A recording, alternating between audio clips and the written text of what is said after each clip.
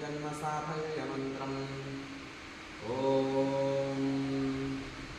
जन्मसाफल्यमन्त्रं जयतु जयतु देवो देवके नूतनः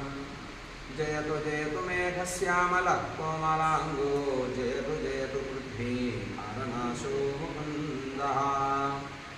मुकुन्दमूर्धना प्रणिपत्ययाचे भवन्तमेकान्तमर्थम्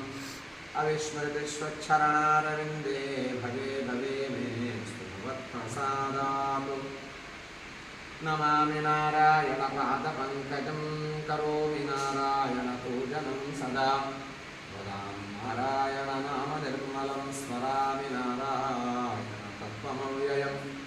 श्रीनाथनारायण वासुदेव श्रीकृष्णभक्तप्रियचक्रपाणे